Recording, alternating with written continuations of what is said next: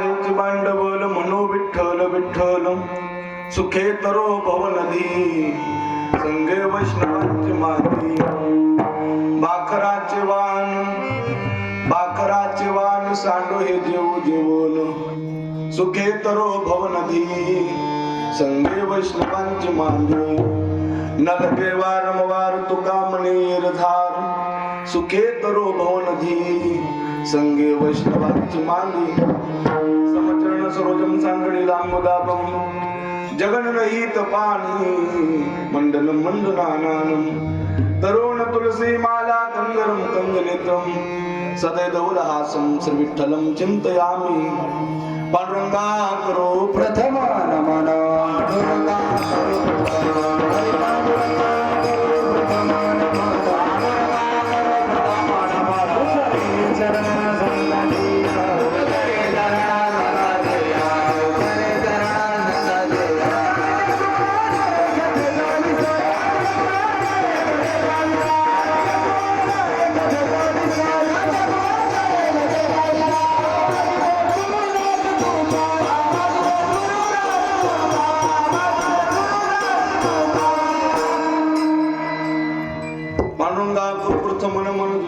संतांच्या त्यांच्या कृपा दाने कथेचा विस्तारू बाबाजी सद्गुरुदास तुका मनोजव मारुत तुल्य वेदम जितेंद्रम बुद्धिमता मुरिष्टम वातात्मजम वानरायुत मुख्यम श्रीराम भक्तम शरणम प्रपदे अधिष्ठान जेथे प्रतिष्ठान देखा जिथे जन्मला तो गुना तिथे का अधिष्ठान जेथे प्रतिष्ठान देखा जिथे जन्मला तो गुना तिथे का जयाचे निनामे चुके जन्म व्यथा नमस्कार माझा सद्गुरु एकनाथा शरण शरण एकनाथा पै माता ठेवितो नका पाहू गुण दोष दारो दास पायांचा मस्तक हे पायावरी या वार करी संतांच्या सरस्वती माते द्यावे मज श्रुती येतो का प्रगती तुझला आपल्या बाळास तरी आता हाती न करी फजती या जना माझी विढाला विढाला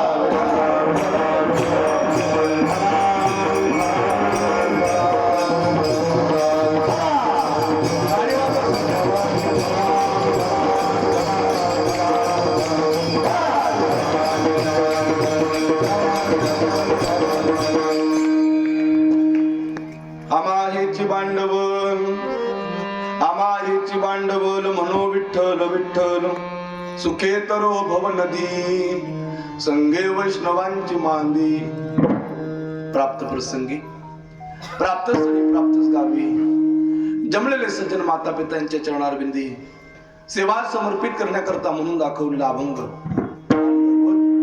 जगद्गुरु जगतवंदने देऊचे सुप्रसिद्ध मूर्तिमंत पुतळे ज्यांनी आपल्याला हिंदू धर्म कळून दिला ज्यांच्यामुळे खर तर आपण आज हिंदू म्हणून जन्माला आलो छत्रपती शिवबाराजे राजांचे धर्मगुरु असणार जगद्गुरु तुकोबारांचा चार चरणाचा घोड आणि चिंतने अभंग तुम्हा सर्व सज्जन माता पित्यांच्या सेवेसाठी मी घेतलेला आहे अभंग हा तुकोबारांचा आहे अभंगामध्ये तुकोबारांनी एका साधकाने प्रश्न विचारलेला आहे एक साधक तुकाराम महाराजांकडे आला त्या माझ्याकडे लक्ष पडते का अभंग तुकोबारांच्या अभंगामध्ये एका साधकाने तुकोबाराला प्रश्न केलेला आहे साधक तुकाराम महाराजांकडे आला तुकोबाराशी त्या साधकाने बोलायला सुरुवात केली तो साधक तुकाराम महाराजांना काय म्हणतो ओ तुकाराम महाराज तुम्ही तुमच्या जीवनामध्ये भगवंताची प्राप्ती करून घेतली जन्म मृत्यूच्या हेरदारा जीवनातल्या संपून टाकल्या ही दुःखरूपी बहुनेती तुम्ही सुखाने तरुण गेला हे सगळं कार्य करत असताना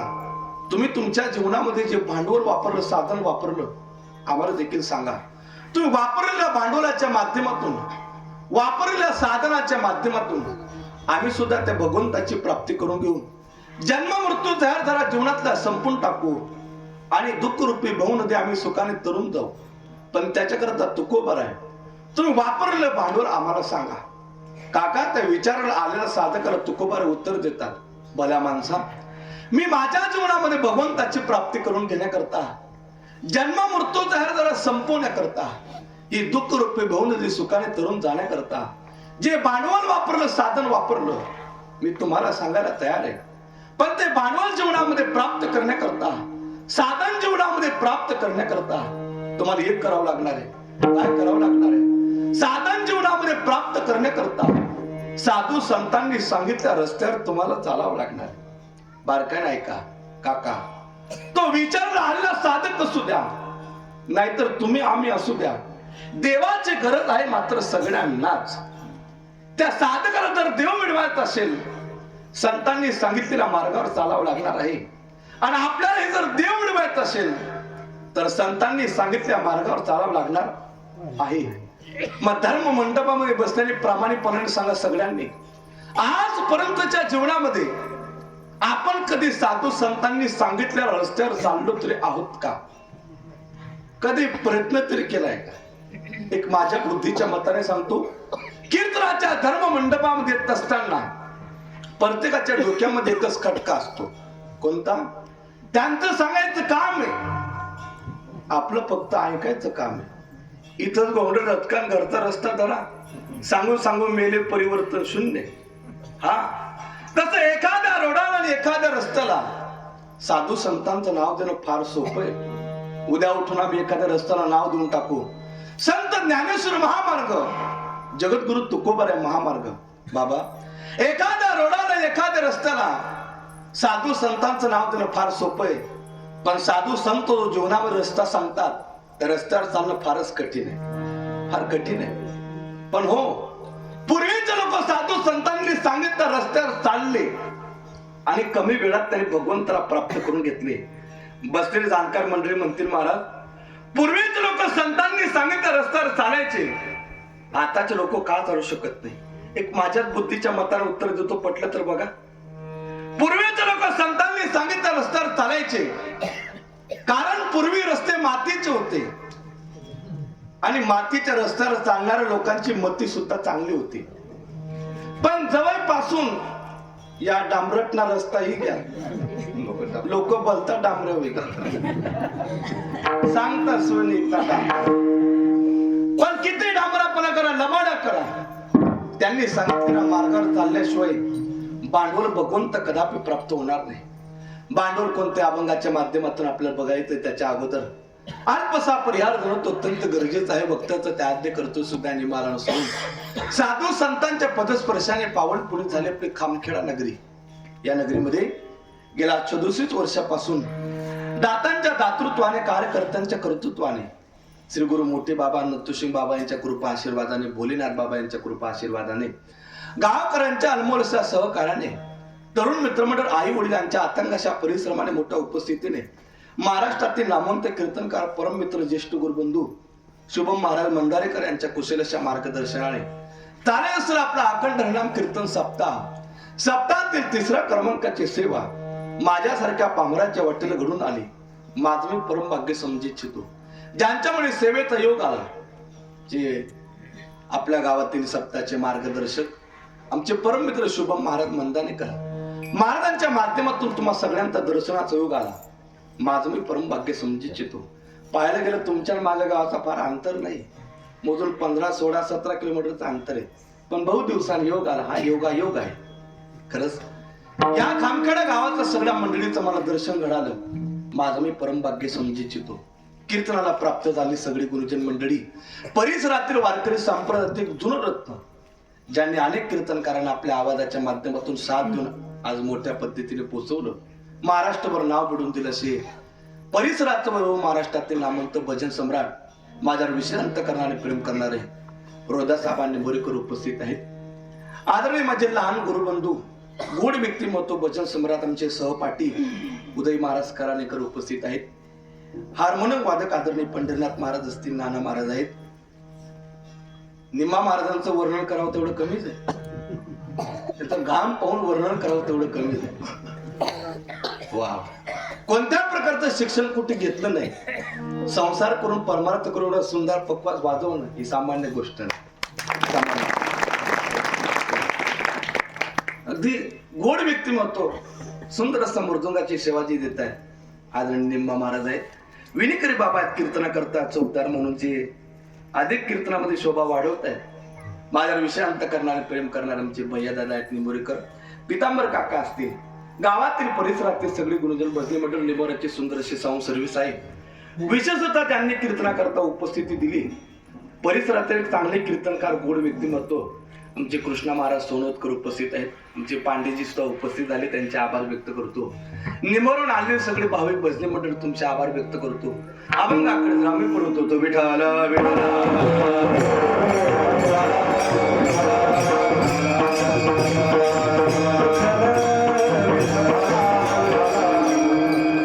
अभंग मी जगद्गुरु तुकोबांचं घेतलेले आहे, फार गोड आहे. प्रत्येकाने बारकाने लक्ष दिलं तर अभंगाचा भाव अर्थ कळला मात्र वेळ लागणार नाही. अभंग तुकोबरायांचा आहे. हा अभंग घडण्याकरता अभंगामध्ये शिरण्याकरता दोन कर्तव्य आपल्याला कीर्तनामध्ये मांडावं लागणार. बारकाने ऐका, मानवी जीवनामध्ये मनुष्य जन्माला आल्यानंतर तुम्ही नाही म्हटलं तरी हो म्हटलं तरी दोन कर्तव्याच्या सामोरी आम्हाला एक ना एक दिवशी जावं लागणार. बारकाने ऐका, मानवी जीवनामध्ये मनुष्य जन्माला आल्यानंतर तुम्ही नाही म्हटलं तरी हो म्हटलं तरी दोन कर्तव्याच्या सामोरे एक ना एक दिवशी आपल्याला जावं लागणार आहे. कोणकोणते कर्तव्य आहे का? पहिलं आवश्यक कर्तव्य, दुसरं आहे अनावश्यक कर्तव्य. आवश्यक कर्तव्य आणि अनावश्यक कर्तव्य या दोन कर्तव्याच्या सामोरे एक ना एक दिवशी जावं लागणार आहे. बसे जाणकार मंडळी म्हणतील महाराज या दोन कर्तव्याच्या सामोरे आम्हाला तुम्ही जायला सांगत आहात. आम्ही सगळे लोक जायला तयार आहोत, पण पहिल्यांदा आम्हाला हे सांगा आवश्यक कर्तव्य कशाला म्हणतात आणि अनावश्यक कर्तव्य कशाला म्हणतात. तर बारकाने ऐका, आई देवाच्या प्राप्ती करता धावपळ करणं, देवाच्या प्राप्ती करता तळमळ करणं सोपं करून सांगू का? जो भेटेल तर एकच विचारणं, माझा देव मला कधी भेटणार आहे, माझ्यावर तो कृपा कधी करणार आहे, माझ्या जीवनाचा उद्धार कधी करणार आहे. ही भावना ज्यांच्या मनात निर्माण झाली समजावं. आवश्यक कर्तव्याच्या नादाला लागलेला खरा साधक आहे. देवाच्या प्राप्तीविषयी आवश्यक कर्तव्याविषयी महाराजांनी गोड प्रमाण सांगितलं. पुसावीची वाट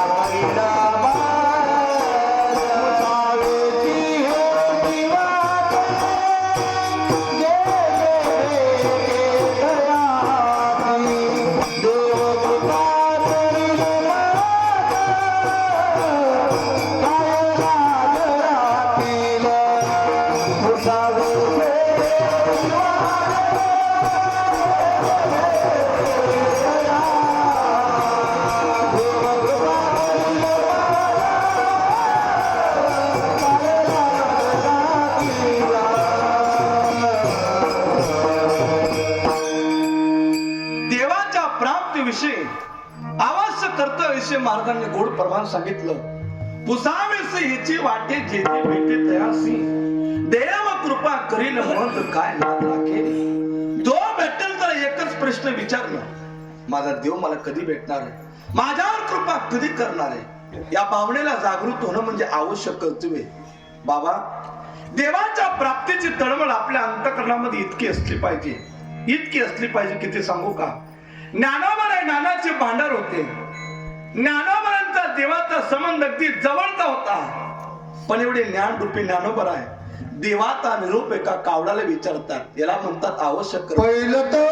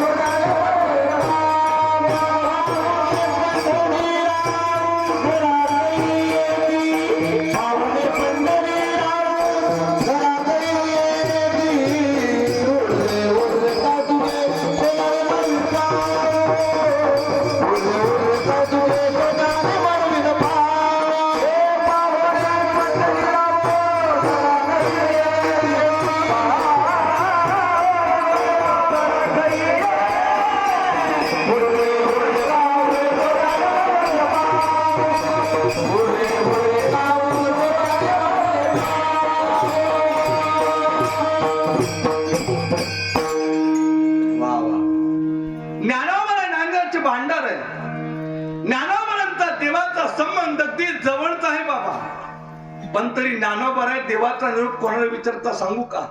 एका कावळ्याला विचारता. आई सकाळ सकाळचा प्रसंग आहे.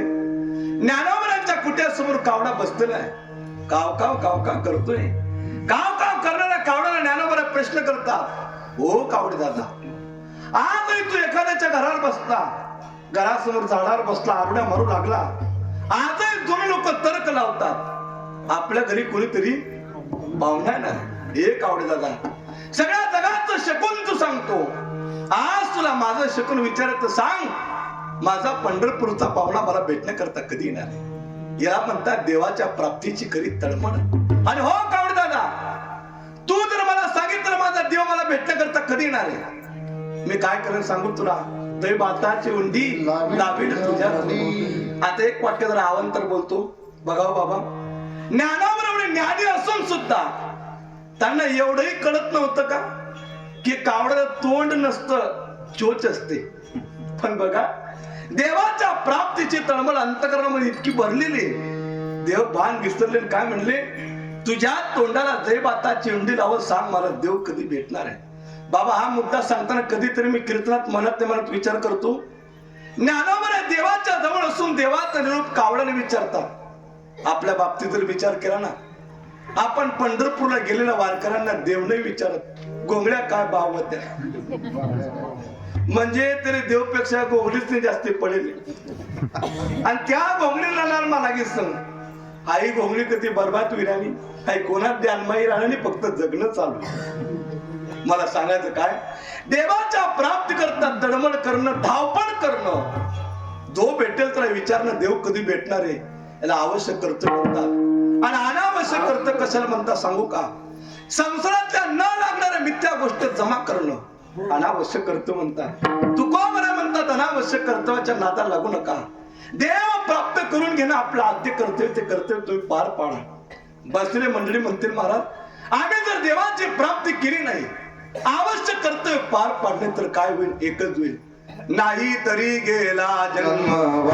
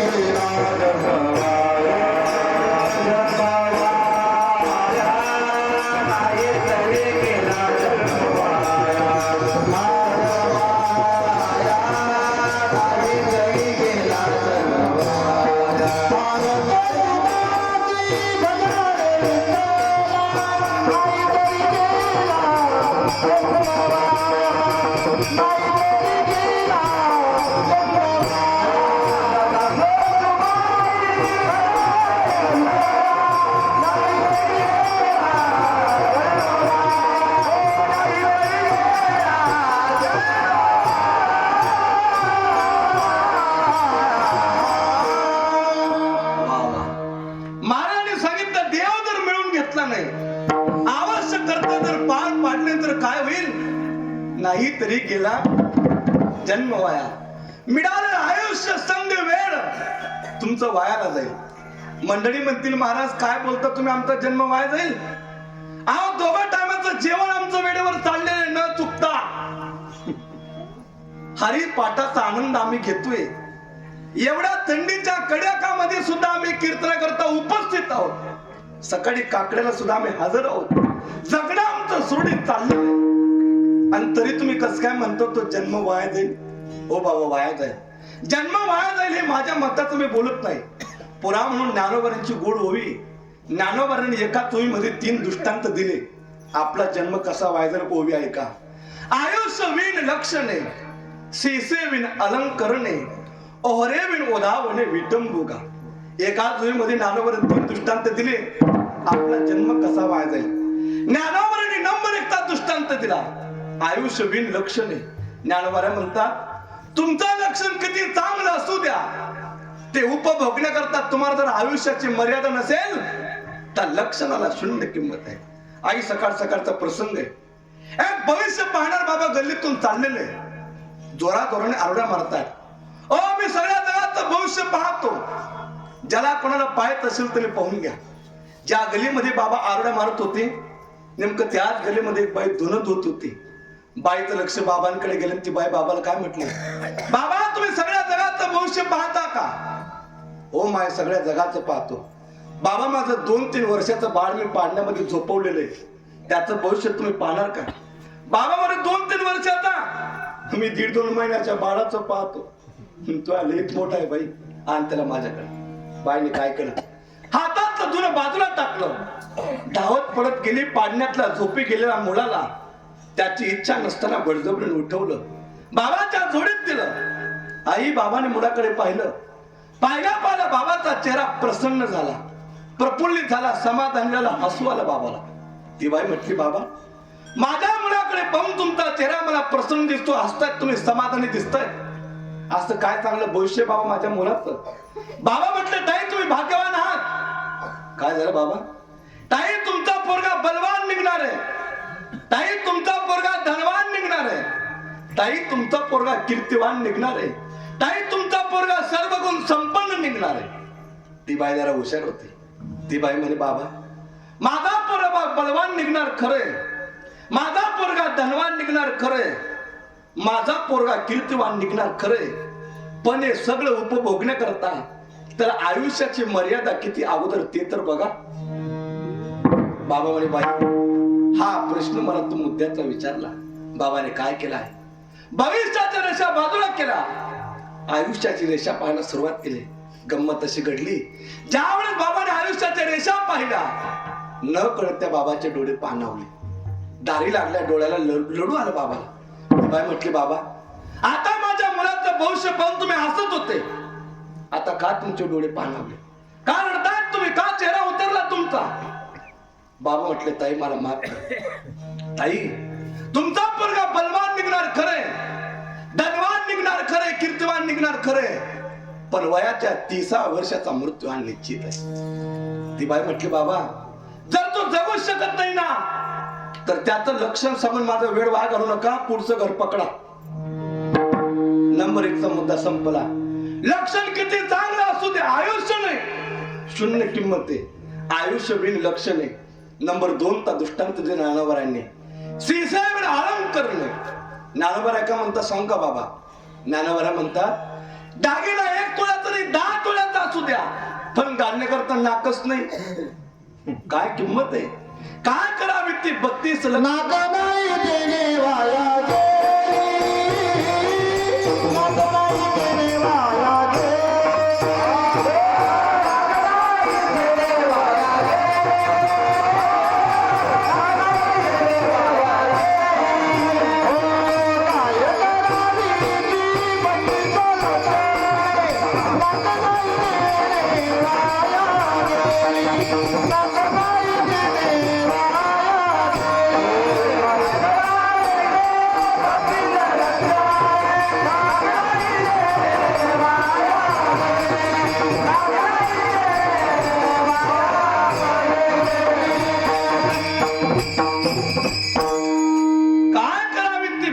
लक्षण आहे, नाक नाही त्याने वाया गेले. दागिना 10 तोळ्याचा आहे, घालण्याकरता नाक नाही, शून्य किंमत आहे. जुने कीर्तनकार अगदी कीर्तनामध्ये हा मुद्दा रंगवून सांगायचे. एका बाईच्या मालकाने तिला नथनी बनवून दिली, ते बाईने नथनी नाकामध्ये परिधान केली, गल्लीतून निघाली, जी बाई भेटली तरी एकच वाक्य त्यांनी केली, त्यांनी केली. तिकडून कबीर महाराज येत होते, कबीर महाराज म्हणे, बाई नेमकं त्यांनी केले म्हणजे कोणी केले का? ती बाई म्हणे, कबीर महाराज आहे का, कीर्तन आहे का तुम्हाला समजत? महाराज म्हणे, मला नाही समजत, पण तू समजून सांग. ती बाई म्हणे, कबीर महाराज त्यांनी केले म्हणजे माझ्या मालकाने मला नथनी बनवून दिली. असा राग आला कबीर महाराजाला. रागाच्या भरामध्ये कबीर महाराजाने गोड दोहा लिहून टाकला. दोहा ऐका, कबीर महाराज म्हणतात, नथनी बनाई जिस यार ने उसे चाहती बार बार, नाक दिया जिस यार ने उसे भूल गई गवार. भूल गई गवार. कबीर महाराज म्हणतात, मूर्ख बाई, त्यानं नथनी बनवून दिले म्हणून त्याचा ओदो ओदो करते, आणि त्या बिचाऱ्याने जर तुला नाक दिलं नसतं, तुका पायाच्या अंगठात अडकवली असते का नथनी? अरे त्यानं बी थोडं नाव काढतो ना, काय बिगडी काय. करणे 2 नंबरचा दृष्टांत संपला. दागिना 10 तोळ्याचा घालण्याकरता नाक शून्य किंमत आहे, सीसे विण अलंकरणे. आता 3 नंबरचा दृष्टांत इतका गोड दिला ज्ञानोबारांनी. या दृष्टांताच्या पलीकडे दृष्टांत असते. ज्ञानोबारा काय म्हणतात, ओहरे विण वधावने विटंबोगा, काय वाक्य वापरलं? ज्ञानोबा म्हणतात वराड या गाडी नाही 10 गाड्या होत्या. वराड ते एरंडोल पसलं वराड नाही बरं, मी लगन मधलं वराड सांगितलं आहे. वराड या गाडीने 10 गाड्या होत्या, पण नवरदेवच उन्हा नाही. नवरीना बाप म्हणे का रे भाऊ तुम्ही कितल्या गाड्या भरल्या ना? म्हणे 10 गाड्या. मग नवरीला बाप म्हणे 10 गाड्या भरल्या पण नवरदेव कुठे? त्या म्हणत होतं घर झोपेले. मग नवरीला बाप म्हणत तो जर घर झोपेले तुम्हाला चेंदान काम होतं, तुम्ही खावला का? नवरीला बापने काय करत 10 गाड्या साईटले राहिली ना. गावना लोकसले म्हणे बो शिंगाडे काढा तिथले पलटायल्या नाही पेले कोणी गाडी माग शेतकार गोष्टी ते खोडच मोडी टाका. मला सांगायचं काय वराड या गाडीने 10 गाड्या होत्या. नवरदेव आराने 0 किंमत आहे. दागिना 10 तोळ्याचा घालण्याकरता नाक 0 किंमत आहे. लक्षण किती चांगलं असू दे आयुष्याने 0 किंमत आहे. 100 फूट खोल विहीर आहे त्याच्यात पाणीने 0 किंमत आहे. हाती दिसायला धप्पाड त्याला 10 0 किंमत आहे. फुल दिसायला सुंदर त्याला सुगंधने 0 किंमत आहे. तसा माणूस दिसायला चांगला आहे हो, पण जन्मारून भगवंताची प्राप्तीने आपल्या जीवनाला 0 किंमत आहे. काहीतरी गेला जन्म वाया, मिळालेलं आयुष्य वाया जाईल तुमचं. तो साधक म्हणे महाराज तुमच्या बोलण्याने डोळे उघडले माझे, मला पटलं. धड धारा पुत्र जण बंधू सोयर पिशून सर्व मिथ्या आहे जाणून शरण निघा देवा. तू को बरं धन धारा पुत्र मिथ्या आहे आणि देवाला शरण जाणं आपलं कर्तव्य. ते कर्तव्य पार पाडायला मी तयार आहे. ते कर्तव्य पार पाडण्याकरता भगवंत मिळवण्याकरता जरा भांडवल सांगाल का? महाराजांनी गोड भांडवल सांगितलं, सोपं भांडवल सांगितलं अभंगाच्या पहिल्या चरणात.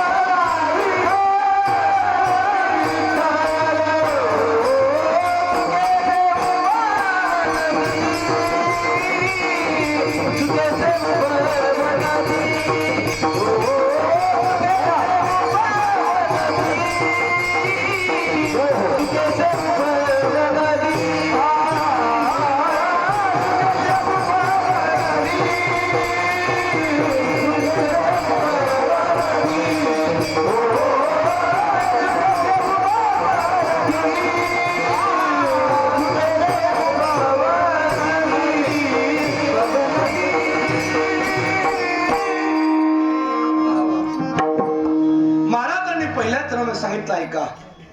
देवाला प्राप्त करण्याकरता आवश्यक कर्तव्य प्राप्त करण्याकरता पार पाडण्याकरता एकच भांडवल आहे, तुम्ही फक्त मना घडावं. सोपं भांडवल सांगितलं फक्त मना. काय म्हणा? विठ्ठल विठ्ठल विठ्ठल विठ्ठल विठ्ठल म्हणा. तो विठ्ठल प्रभू परमात्मा तुम्हाला प्राप्त होईल आणि दुःख रूपी संसारातून या जन्म मृत्यूच्या हरदरातून सोडवण्याची ताकद फक्त त्या विठ्ठलातच आहे. म्हणून तुम्ही विठ्ठल विठ्ठल विठ्ठल विठ्ठल म्हणा. बाबा एक वाक्य जरा अवंतर बोलतो बघा हो. आपण सगळे लोक किती भाग्यवान आहोत. की देवाच्या प्राप्तीचं भांडवल अभंगात तुकोबर आपल्याला फुकट सांगतायत, न मोल घेता. आज या मृत्यू लोकांचा तुम्ही जर बारकाने विचार केला, या मृत्यू लोकांमध्ये आपल्या यशाचं प्राप्तीचं भांडवल कुणीच कोणाला सांगत नाही. एखाद्या उदाहरणार्थ नवीन कीर्तनकार पोराने मला जर विचारलं ना, महाराज काय गोड कीर्तन करता हो, त्या खामखेड्यातल्या लोकांना तुमचं कीर्तन खूप आवडलं, एवढं सुंदर कीर्तन मांड न करता तुम्ही ते कीर्तनामध्ये भांडवल वापरलं, मला सांगाल का हो? काका मी त्याला माझं भांडवल सांगू शकत नाही. का? माझ्या मनात भीती ना, आणि मी जर माझं भांडवल सांगितलं तर हा माझं भांडवल बसवल ना, माझ्या बाकीच्या तारखा याच्याकडे जातील ना. माझं भांडवल बसू नये तर माझं भांडवल मी देऊ शकत नाही. कोणीच आपल्याला भांडवल देत नाही. हा तसं काही भावनाच्या भरात म्हणतात काही काही लोक, तुमच्यासाठी काही पण, सगळ्यात मोठा लबाड माणूस या, काही पण काहीच नाही, फक्त मन जिंकण्याची काम आहे, काही पण काहीच नाही. आपण कोणाला आपलं भांडवल सांगत नाही, कारण आपलं जीवन स्वार्थी. साधू संत आपल्या फुकट भांडवल सांगतात, त्यांचं जीवन मुळात परार्थी. आपलं जीवन किती स्वार्थी मी नेहमी कीर्तनामध्ये विनोदाने सांगत असतो. धरणगाव तालुक्यातच आमचं साडवा नांदेड जो छोटस गाव आहे नारनगाव. आपल्या गावा एवढंच आमचं गाव आहे, 400-500 लोकांची वस्ती. डॉक्टर वगैरे कोणत्या प्रकारची सुविधा नाही. एकदा काय झालं काका, दुपारच्या वेळेला आमच्या गावाला एका पोराला विंचू चावला. आता विंचू चावल्यावर किती थंडी असू द्या, ज्याला चावला त्याच्या जीवाला काही थंडगार वाटत नाही. पोरगा निराट रडायला लागला, इतका रडायला लागला. दुपारच्या वेळेला मी घरी होतो, त्याच्या वडिलांनी त्याचा हात पकडला, माझ्या घरी आणलं, मला जोरात आरवी मारली आणि महाराज माझ्या मुलाला विंचू चावला. त्याला म्हणतं काका मला फक्त कीर्तनच जमस, दुसरं काहीच नाही. तो म्हणे नाही तुम्ही आगाऊपणा करू नका, फक्त गाडी काढा. मी गाडी काढली, मुलाला बसवलं, त्याच्या बापाला बसवलं. म्हणतं सांगा काका गाडी नेमकं कोणत्या डॉक्टर कडे नेऊ? तो डॉक्टर बिक्टर नाही, आमका तात्याला घरलाही चला. त्याला म्हणतं कारभू येईल इचो चावना तळे तात्या काय करे? तो म्हणे तू निघ रे, या बुवा लोक बोलतात आगाव राहतात. आता तो म्हणला बरं मी नाही, तू गाडी काढ. मी गाडी काढली, तात्यांच्या घरापर्यंत नेली आणि तात्यांना मी जोरात आरडी मारली, तात्या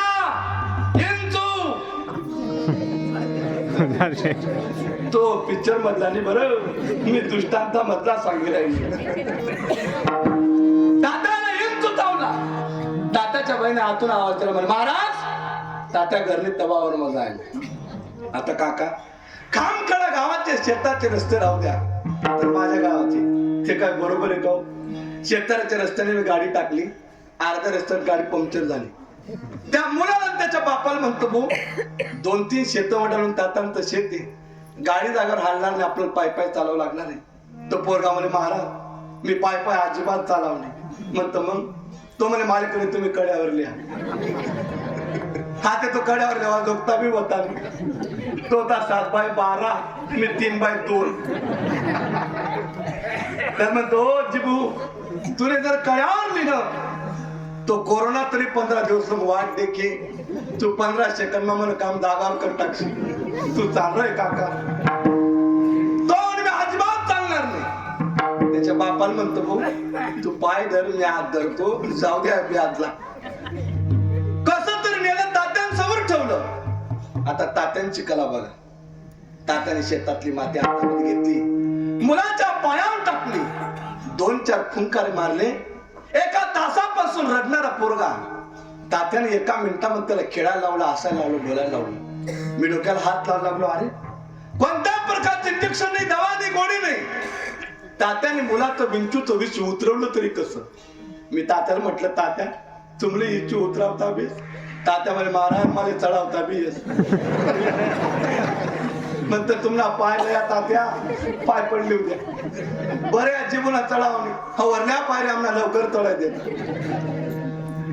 आता मी तात्याला शेवटचा प्रश्न विचारला, बघा आपण किती स्वार्थी, याच्यावर मुद्दा सांगतो मी. का हो तात्या तुमचं वय किती? म्हणे 75 वर्ष. तुम्हाला वारीस? म्हणे अजिबात नाही. का हो तात्या 75 वर्ष वय तुम्हाला वारीस नाही, कालांतराने तुम्ही जाणार आहात. एक काम करा तात्या, मी गाव कीर्तन करत फिरतो, मला तेवढे विंच उतरवण्याचे मंत्र शिकून टाका, मी लोकांना दुःखापासून सोडवण्याचा प्रयत्न करेन. तात्याने मला उत्तर दिलं म्हणे वा रे वा, कीर्तन मा करस म्हणे तू लोकसले येडा माने बी तुले इच्छा उतरांना शिकाड देऊ मला तात्या पण नाही म्हणा रावणा कोण करी वैगार तुले नाही शिकाळा बुवा. दृष्टांत संपला, आता सिद्धांत ऐका. नुसतं विंच उतरवण्याचे मंत्र आम्ही लोकांना शिकू शकत नाही, इतके आम्ही स्वार्थी आहोत. पण जीवन कसं जगावं तुकाराम महाराजांनी गाथ्यामध्ये फुकट शिकून टाकलं. इतके संत परार्थी, इतके संत परार्थी, इतके संत परार्थी. जगाच्या कल्याणा संतांची बुद्धी देह कष्टवृत्ती महाराज म्हणतात परार्थ पोटी सांगतोय भांडवल घ्या, कारण हेच भांडवल मृत्यू लोकांमध्ये तरण्याचं साधन आहे. कलियुगी उद्धार हरीच्या नामे, त्याच्याच चिंतनाच्या माध्यमातून मनुष्य जन्मातून मनुष्य तरू शकतो. भांडवल घ्या. पण लोकांना चांगलं पटत नाही आणि वाईटाच्या आरी गेल्याशिवाय राहत नाही. बागा बाबा हे मृत्यू लोकातले गंमत सांगतो. या महाराष्ट्रामध्ये अशी काही शाळा नाही, त्या शाळेवर असते लिहिलेलं असेल इथं पत्ते खेळणं शिकवलं जाईल. एकही शाळा नाही, आपाप लोक खेळतात. इथं सट्टा लावणं शिकवलं जाईल, एकही शाळा नाही. इथं मोबाईल चालवणं शिकवलं जाईल, एकही शाळा नाही. लोक आपाप शिकतात. ज्ञानावर तुकोबरांचे विचार सांगणाऱ्या भरपूर शाळा, तरी लोक ठिकाणं होत नाही. सगळ्यात मोठी शोकांतिक आहे, सगळ्यात मोठी शोकांतिक आहे. चांगला पटत नाही, वाईटाच्या आरी गेल्याशिवाय लोक राहत नाही. महाराजांनी भांडवल सांगितलं, हेच भांडवल घ्या, हेच उद्धाराचं साधन आहे. नाही आवडलं लोकांना, पण तुकोबराने काय केलं, भांडवलापासून लोक लांब गेलेले, लांबून आपल्याकडे यायला त्रास होईल, यांच्या घरापर्यंत आपण भांडवल पोचू. देव घ्या कोणी, देव घ्या कोणी, देव घ्या कोणी, देव घ्या कोणी, देव घ्या कोणी, देव घ्या कोणी, देव घ्या कोणी, देव घ्या कोणी. आईचा रागर कोणी,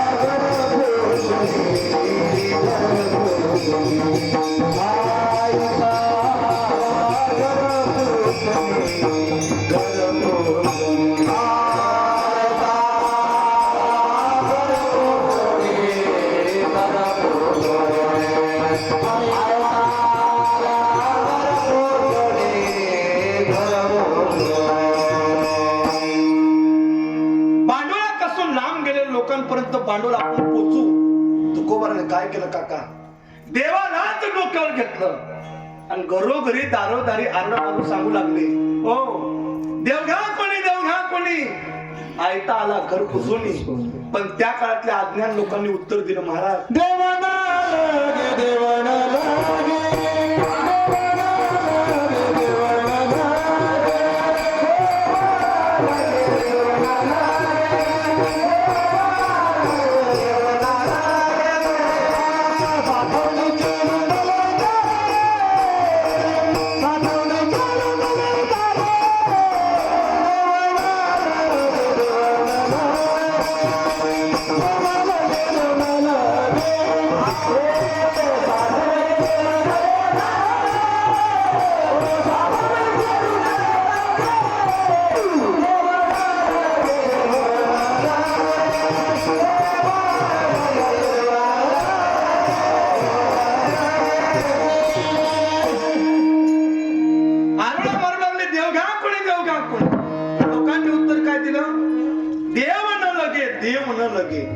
तुकाराम महाराज विचार करू लागले, अरे यांना फुकट भांडवल सांगतो तरी घेत नाही, घरापर्यंत पोहोचवलं तरी ऐकत नाही. मग राग आला तुकोबरांना. रागाच्या भरामध्ये तुकोबरांनी लोकांना शिव्यात घातल्या. किती सांगू तरी नागती पटकीची आणि पुढे शिंदळीची रडतील. पण शिव्या घालून सुद्धा फरक पडला नाही. काही काहींना पळत नाही हो, असतात तसे निर्लज्जम सदा सुखी, ना इलाज को क्या इलाज. तुकाराम महाराज म्हणे, बापरे, शिव्या घालून सुद्धा लोक ऐकत नाही. आता लोकांना आपलं ऐकावं, देवाच्या भांडवलाकडे प्रवृत्त व्हावं, याच्याकरता माझ्याकडे उपाय तरी काय. एकच उपाय शिल्लक होता. मला तर वाटतं तुकोबरांनी वापरलेला उपाय जर समाजात वावरणाऱ्या लोकांनी वापरला, नक्की यश प्राप्त झाल्याशिवाय राहणार नाही. एकच उपाय, एखादा व्यक्ती समाजामध्ये आपलं ऐकत नाही, खूप ताट आहे, त्यानं आपलं ऐकावं गात्यात एक पर्याय, फक्त त्याच्या जोड दान त्याचे फक्त पाय धरा, तो डिलास पडतो. प्रमाण ऐका, तुका म्हणे कड पाय दर्यानं तले बड. त्याचं बळ चालत नाही, मोह निर्माण होतो, माया निर्माण होतो, काकुळतेला येतो. तुकाराम महाराज म्हणे अरे पाया पडून जर लोक आपले ऐकत असतील, चला त्यांच्या पाया पडू. लागून या पाया विनवितो तुम्हाला, लागून या पाया विनवितो तुम्हाला,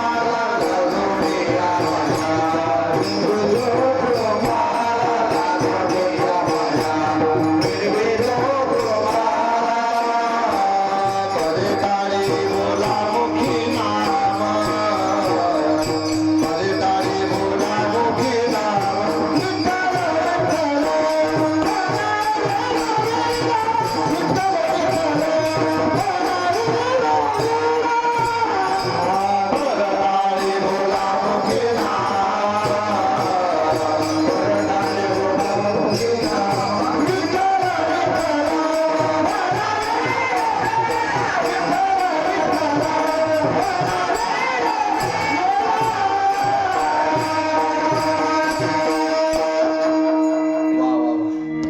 लोकांना आपलं ऐकावं एकाच पर्याय उरला होता. चला यांचे पाय धरू आपण. लागून या पाया विनवितो तुम्हाला, का करे टाढी बोला मुखी नाम. कोणतं? विठ्ठल विठ्ठल म्हणा वेडो वेडा. बाबा तुमच्या पाया पडतो, विठ्ठल विठ्ठल विठ्ठल विठ्ठल म्हणा, पाया पडतो रे. आता सगळ्यांनी प्रामाणिकपणे सांगा, माझ्यापेक्षा ज्येष्ठ श्रेष्ठ वरिष्ठ तुकोबरासारख्या संतांनी आपल्या पाया पडावं इतक्या पात्रतेचे आपण खरंच आहोत का? लायकी आहे का आपली? सामर्थ्य नाही. गोड परमार्थ लागे कडू कडू विषय तो गोडू जीवाचे. त्यांनी आपला पाया पडावं इतक्या पात्रतेचे आपण नाहीये, सामर्थ्य आपलं नाहीये. मग तरी तुकोबाऱ्यासारखे संत आपल्या पाया का पडतात? याचं उत्तर गोड पद्धतीने सांगतो बारका नाही का? बघा बाबा, कधी कधी काय होतं, काही काही गाव देखण्याचा व्यक्ती इतका चांगला वागणार असतो, इतका सात्विक निर्मळ असतो, चांगल्या मनाचा असतो, गावामध्ये कोणाशी भांडण नाही, तंटाने कोणाशी घेणं देणं नाही, प्रामाणिकपणे वागणं, जो भेटलं तर हसून उत्तर देणं, इतका चांगला वागणारा गोड व्यक्ती, पण नेमकं कर्म धर्म सहयोगाने त्याच्याच पोटी नास्तिक बाळ जन्माला येतो. असं होतं बघ कधी कधी, चांगल्याच्या पोटी नास्तिक जन्माला येतो. तो बाप वेळोवेळी एकच चिंता करतो, अरे आयुष्यभर मी कोणाशी भांडण तंटा केली नाही, कोणाशी वाद नाही, पण माझ्या मुलाचं लक्षण पाहून मला वाटत नाही माझं नाव आत ठेवून मातीत घालवल्याशिवाय राहणार नाही. वेळोवेळी तो सात्विक बाप त्या नास्तिक मुलाला समजवण्याचा प्रयत्न करतो. हो बेटा, अरे मी रात्रंदिवस तुझ्याच बाबतीत विचार करतो, काय करावं? तुला शाळेमध्ये पाठवलं मी, एकाच वर्गात तू 4-4 10 बसला. उपकार त्या कोरोनाचे मोदीचे, परीक्षा न देता तू 10वी पास झाला. तुला तिथून काढलं, 2-4 म्हशी घेऊन दिल्या. मला वाटलं तू दुधाचा धंदा करशील, पण एक दिवशी दुधात पाणी टाकता टाकता तू सापडला. लोकांनी तुला फोटोच तो मारला. तिथून काढला, तुझं लग्न लावून दिलं. मला वाटलं लग्न झाल्यावर जबाबदाऱ्या पडतील, सुधरशील. तू सुधरला नाही भाऊ. मग मी एक दिवशी काय केलं, तुझ्या सासरवाडीच्या लोकांना सांगून पाहिलं, कारण सासरवाडीचा गुण लवकर येतो. तरी तो ऐकत नाही. तुला मारून पाहिलं, जोडून पाहिलं, तरी ऐकत नाही. बेटा सांग, एकच पर्याय उरलाय, पाया पड कर तुझ्या. असं व्यवहारात कंटाळलेला बाप आपल्या नास्तिक मुलाला एक दिवशी वाक्य वापरतो, पण वापरतो. मग खरं सांगा बाबा, बाप मुलाच्या पाया पडतोय. बापाचा अधिकार मोठा आहे का मुलाचा? बोला ना. बापाचा अधिकार मोठा असून बाप मुलाच्या पाया का पडतो? माझ्या मुलाने वाईट मार्गाला जाऊ नये म्हणून. तशी आपली लायकी नसताना संत आपल्या पाया पडतात, आपण वाईट मार्गाला जाऊ नये म्हणून. कारण साधू संत आपले मायबाप आहे, आपण त्यांचे लेकर आहोत. लेकरांचं एक फक्त मायबापाला माहिती, अन्यथा कोणाला माहिती म्हणून ते पाया पडतात. नुसतं तुकावला पाया पडत नाही. ज्ञानोबा सुद्धा म्हणतात, गाते श्रोते पाहते चतुर विनोदे दुश्चिते सोम भावे पूर्ण ज्ञाते सकळाते विनंती करा विठ्ठल स्मरण. नाथ बाबा म्हणतात, कर जोडून विनवितो तुम्हा तुम्ही वासुदेव वासुदेव म्हणा. सगळ्या संत पाया पडून एकच म्हणतात, म्हणा तुम्ही. आम्हाला पैसे द्या असं म्हणत नाही, काही द्या असं म्हणत, फक्त मनाकडे काय म्हणा, विठ्ठल विठ्ठल विठ्ठल विठ्ठल म्हणा. तो साधक म्हणे महाराज पाऊण तासापासून चालू आहे तुमचं विठ्ठल विठ्ठल म्हणा, विठ्ठल विठ्ठल म्हणा.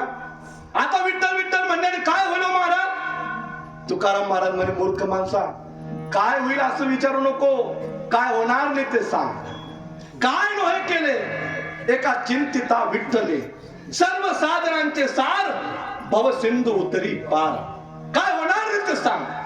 पण काका त्या काळातले साधक बी डोक्यावरचे होते, सोपे नाही. तो साधक म्हणे विठ्ठल विठ्ठल म्हणण्याने काय पण होतं, म्हणे काय पण होतं. तो म्हणे समजा तुकाराम महाराज मला जोराने भूक लागली आणि मी जर भाकर भाकर म्हटलो तर माझी भूक जाईल का? महाराज म्हणे नाही. माझं तोंड कडू झालं, मी साखर साखर म्हटलो तर तोंड गोड होईल का? म्हणे नाही. माझं डोकं दुखायला लागलं, मी झंडूबाम झंडूबाम म्हटलो तर डोकं शांत होईल का? म्हणे नाही. मग इट्टल इट्टल म्हणा तुम्हाला इट्टल येईल का? महाराज म्हणे तू जर डोकावरला दिसेल ना, तुला बी खरंय पण मन बी ऐकी रे काका, कधी तुम्ही बिराय राहिला तू मन बी आहे. हे मूर्ख माणसा, भाकर भाकर म्हणण्याने भाकर येऊ शकत नाही, कारण भाकर हा जड पदार्थ आहे, कोणाच्या भावना जाणत नाही. भाकरीला काय माहिती आपण टोपीत पडून करणार काय, उठा निघान समोरच्याची भूक भागवा. भाकर जड आहे भावना जाणत नाही, साखर जड आहे भावना जाणत नाही. पण माझा प्रभू परमात्मा चेतन आहे, तुम्ही जिथं बोलवाल तिथे यायला तयार, जिथं बोलवाल तिथे यायला तयार. ठाके सरीसी उडी गाडवण्या स्तंभ पोडी, मोये धाव काली पाना नाव घेता पंढरी दान. जिथं बोलवाल तिथे यायला तयार आहे. तो पटलं महाराज. आता भांडवलाची ताकद सांगा बाबा. व्यवहारामध्ये भांडवलाची ताकद सांगतो. मला सांगा व्यवहारामध्ये दाता मोठा का याचक मोठा? दाता म्हणजे देणारा, याचक म्हणजे घेणारा. देणारे मोठे का घेणारे मोठे? देणारा मोठा, घेणारा छोटा. पण वारकरी संप्रदाय जरा वेगळे. आज आम्ही ज्यांच्याकडे जेवणाला होतो, आदरणीय गुरुजींकडे आम्ही बाबांकडे जेवणाला होतो, त्यांच्या चिरंजीवकडे, त्याचे कोण झाले? अन्नदाता. आम्ही त्यांच्याकडे सगळे जेवायला होतो, आम्ही कोण झालो? याचक. त्यांचा अधिकार मोठा, आमचा छोटा. पण बघा जेवण झालं, त्यांच्या परिवारातल्या लोकांनी आमच्या पाया पडल्या. आता कोण मोठं झालं? आम्ही झालो ना. आणि सुरुवातीला कोण होतो ते? हेच वारकरी संप्रदाय आपल्याला शिकवतो, हेच वारकरी संप्रदाय शिकवतो. वारकरी संप्रदायामध्ये दात्यापेक्षा याचकाला जास्त किंमत आहे. बघा हो, लोक आम्हाला जेवणही देतात, आमच्या पायाही पडतात, पैसे देतात, आणि पुन्हा घरी जाताना मोठ्या मनाने म्हणतात माऊली या रस्त्याने कधी गेले ना आमच्या घरी येत जा, तुमच्या येण्याने आम्हाला बरं वाटतं आणि आमचं चांगलं सुद्धा होतं. बाबा लोक आम्हाला एवढं मानतात कशामुळे हो? तो रामकृष्ण हरी मंत्रामुळे, या पवित्र वर्दीमुळे. या वर्दीची ताकद सांगू का? चांगल्या चांगल्या अधिकाराला झुकवण्याची ताकद या वर्दीत आणि गादीत आहे. रस्त्याने वाहन चालवत असताना बऱ्याच लोकांना लायसन लागतात. आमचे महाराज मंडळी कुठे जाऊ द्या कीर्तन करतात, आमची गाडी पाहिली, वर्दी पाहिली, एकच वाक्य निघतो पोलिसाच्या मुखातून, जय हरी माऊली. जाऊ दे तुमची गाडी. मग ती नावावर असो नसो काही घेणं आणि वर्दी ना निघा, मी मागची धरतो. आता लोक मला मानतात कशामुळे? वर्दीमुळे. पण आमच्यातल्या काही काहींना भ्रम आहे. काही काय म्हणतात मला लोक लई मानतात, तू झोप येते, तुला मानत नाही, तुझ्या वर्दीला मानतात. वर्दी काढून फिरून बघ, तुला गावात सुद्धा रामराम कोणी घालणार. ही ताकद वर्दीची, हे सामर्थ्य वर्दीच आहे. आता वर्दीवर एवढं आम्ही भारी पडतो. अन्न सुद्धा बरं वर्दी. समजा मला जीन्सची पॅन्ट टी शर्ट घालू द्या, समजा बरं मी तसं घालत नाही, पण समजा घालू द्या आणि मला हॉटेलवर जाऊ द्या. मी हॉटेलवर गेलो, हॉटेलवाल्याला सांगितलं हा 1 प्लेट पोहे दे. फुकट बरं मी पैसा देवा नाही. तो हॉटेलवाला म्हणे तू का 900 आहे का? फुकट का बघ? त्याला म्हणतं का रे, लोक लाखो रुपयाला पण त्यामुळे फुकट दान देतस, तू 10 रुपयाने पोहे देऊ शकत नाही. तो म्हणे फुकट, तुले उठ आटो वाट वाय वाट. तो म्हणे महाराज यहाँ पे पैसा लगेगा. मी म्हणतो नाही दूंगा. तो म्हणे तुला कान फटामात दूंगा. मग इथंच उत्तर आहे. विचार करावं. नुसतं वर्दी सोडल्यावर 10 रुपयाचे पोहे लोक खाऊ घालत नाही, वर्दी घालतात, लाखो रुपयाच्या पंक्ती फुकट दान देतात. इतकी ताकद विठ्ठलाच्या भांडवलामध्ये, सामर्थ्य विठ्ठलाच्या भांडवलामध्ये इतकी ताकद आहे. अजून ताकद सांगू का भांडवलाची? चिंतने चिंतने तद्रूपता. ज्याचं तुम्ही चिंतन करणार त्याचं स्वरूप तुम्हाला तुमच्या जीवनात प्राप्त होतं. आणि तर रामायणातला गोड मुद्दा आहे. ज्यावेळेस रावणाने सीते मातेला उचललं, अशोक वनामध्ये ठेवलं, सीता माता एक सारखी रडत होती. सीता मातेच्या सेवेमध्ये एक त्रिजटा नावाची दासी होती. ती दासी म्हणे, आई तुमच्या डोळ्यातले अश्रू शोभा देत नाही. आई सामान्य माणसाच्या पत्नी नाही, तुम्ही जगाच्या मालकाच्या पत्नी आहात. आई देवापासून लांब झाले म्हणून तुम्ही रडतात का? रडू नका. जगाचा बाप येईल तुम्हाला सोडून घे, रडू नका. त्रिजटेचं बोलणं ऐकून सीता मातेने आसू पुसले, त्रिजटाला उत्तर दिलं. बघा गोड किती मुद्दा आहे. हे त्रिजटे, माझ्या प्रभूपासून मी लांब झाली, आता मला रडू येत नाहीये. माझ्या देवापासून मी लांब झाली, मला रडू येत नाही. माझ्या देवाचं सामर्थ्य मला माहिती, मला सोडून देणार आहे. का रडते मी तुला सांगू का? समोर एक झाड आहे, झाडावर एक दृश्य चालू आहे. ते दृश्य पाहून मला आज रडू येते. काय दृश्य चालू होतं झाडावर सांगू का? एका भिंगोटीने आडीला पकडलं, आपल्या खोप्यात ठेवलं, आणि ती भिंगोटी इकडून तिकडून यायची आणि त्या आडीला टोचा मारायची. इकडून तिकडून यायची, आडीला टोचा मारायची. त्या आडीच्या मनामध्ये एकच चिंता, आता भिंगोटीन मला टोचा मारण, आता भिंगोटीन मला टोचा मारण. भिंगोटीचं चिंतन करता करता आडीनं राहता एक दिवशी डायरेक्ट भिंगोटी झाली. तुका म्हणे आडी जिवे नोरेची वेग घडली. ती त्रिजटा नावाची दासी म्हणे, आई आडीचा भिंगोटीत तुमचा रडण्याचा काय संबंध आहे? बघा आता गोड किती मुद्दा आहे. सीता मातेने गोड उत्तर दिलं, त्रिजटे आडीने भिंगोटीचं चिंतन केलं. आडी कोण झाली? भिंगोटी झाली. मग मी रात्रंदिवस रामाचं चिंतन करते. रामाचं चिंतन करून मी जर राम झाली, आमच्या दोघांची जोडी फुटल म्हणून मी आज रडते.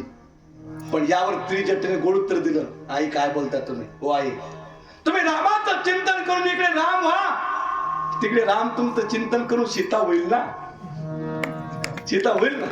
तुमची जोडी आहे का नाही तशी की तशी? मला सांगायचं काय बाबा, आडीने भिंगोटीचं चिंतन केलं, आडी भिंगोटी होते. रामाने सीतेचं चिंतन केलं, सीता राम राम सीता होते. तसं खामखळ्यातल्या लोकांनी देवाचं चिंतन करा, एक दिवशी तुम्ही सगळे लोक देव व्हाल. आणि संसाराचं जर चिंतन केलं, दुःख बांधवडी आया संसार, सुखाचा विचार नाही. विचारच करू नका सुखाचा, इतका दुःख रूप आहे. काही म्हणतील महाराज पेटा बांधला म्हणजे काही चाटा आणताय, म्हणजे देवाचं चिंतन करायचं आम्ही, तुम्ही आम्हाला सांगताय. आणि परिवार कोणी चालवायचा? बरोबर आहे बाबा. कष्ट केल्याशिवाय, राबल्याशिवाय, पैशाशिवाय परिवार चालणं फार कठीण आहे. 5 किलोमीटरचा प्रवास करायचा असता तरी खिशात पैसे असावे लागतात. पैशाशिवाय चालत नाही. मी म्हणत नाही बाबा पैसे कमवू नका, जरूर कमवू. तर आमच्या महाराज लोकांच्या जीवनातलंच घ्या. उदाहरणार्थ मी कीर्तनाचे पैसे न घेणं ठरवले. उदाहरणार्थ बरं, न घेणं ठरवले. आता मी 4 व्हीलर गाडी आणलेली. जाता जाता मला सोन्याचा पेट्रोल पंप लागला. आणि मी जर पेट्रोल पंपवाला सांगितलं, ओ भो 1 तास मला प्रवचन ऐकले, 5 लिटर टाकी. तो म्हणे तुने गाडी तुने प्रवचन नारनाम आचे नको. आटे फक्त पैसा जाय तरच पेट्रोल भेटेल. पैशाच्या जगात काही शक्य नाही, जरूर कमवा, पण इतकाच कमवा कितवा सांगू का? ज्यावेळेस आपण जाऊ ना, आपल्या जाण्याच्या वेळेला आपल्या मुलांनी आपल्या करता डॉक्टरच्या ऐवजी वकिलाची गर्दी घरात येली नाही पाहिजे, इतकाच पैसा कमवा.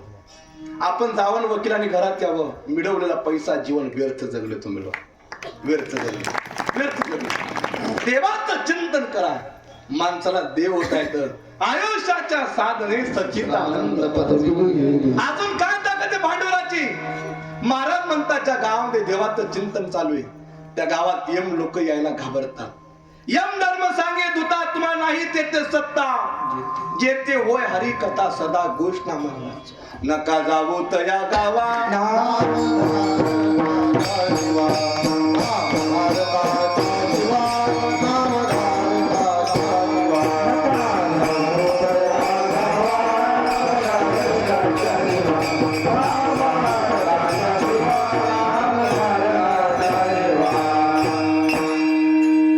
हाती सुदर्शन घ्यावा, घरटी फिरे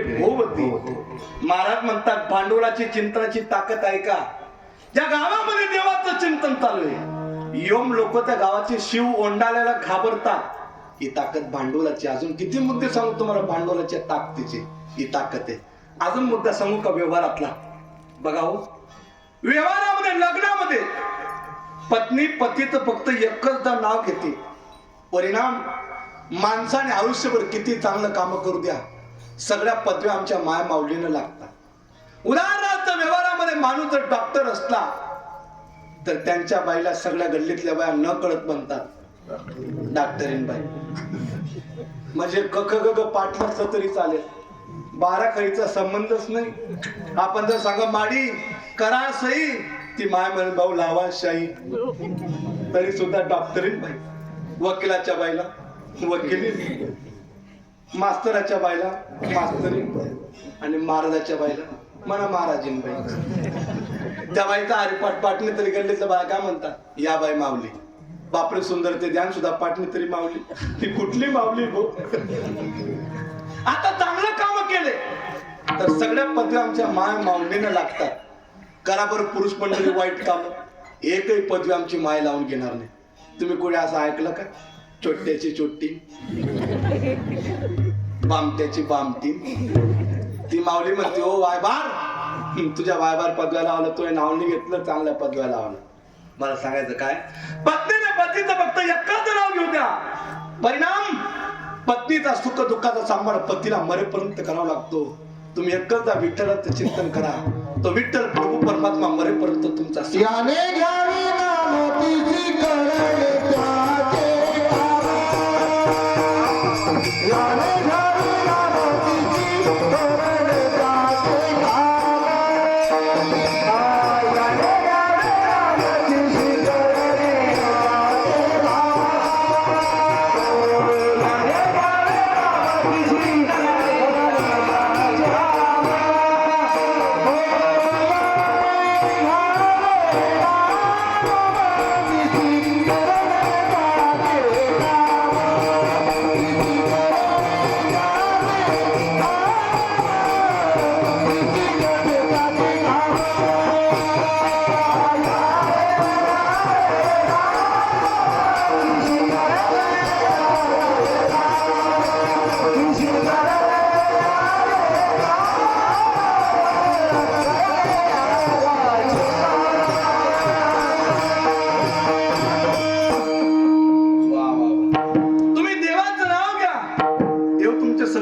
पूर्ण करायला तयार आहे. ही ताकद देवाच्या चिंतनाची.